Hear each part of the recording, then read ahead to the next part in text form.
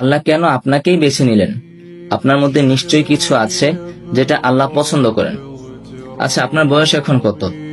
হয়তো 20 থেকে 30।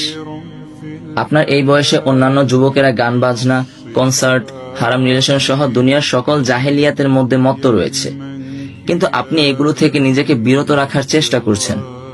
কেন করছেন? এটা কি শুধু নিজের ইচ্ছায়, নাকি এর পিছনে আল্লাহর কোনো পরিকল্পনা আছে? আচ্ছা, নিজেকে একবার প্রশ্ন করুন তো, আপনার চারপাশে এত এত যুবক থাকতে আল্লাহ আপনাকেই কেন বেছে নিল? কেনই বা আর 10টা ছেলের মতো আপনিও অশ্লীলতা, বেহায়াপনায় গান ভাসিয়ে দিলেন না? অথচ আপনার কাছে কিন্তু এগুলো সবগুলোই করার সুযোগ ছিল। অর্থাৎ আল্লাহ খুব করে চাচ্ছেন আপনি দিনের জন্য কিছু করুন এবং দিন ইসলাম প্রতিষ্ঠায় কিছুটা হলেও ভূমিকা রাখুন। নিজেকে বরং একটু সময় দিন এবং আপনাকে ঘিরে আল্লাহর পরিকল্পনাটা বোঝার চেষ্টা করুন। আর আল্লাহ বলেন, তোমরা দিনকে প্রতিষ্ঠিত করো এবং তাতে অনৈক্য সৃষ্টি করো না। সূরা আশ-শূরা আয়াত 13।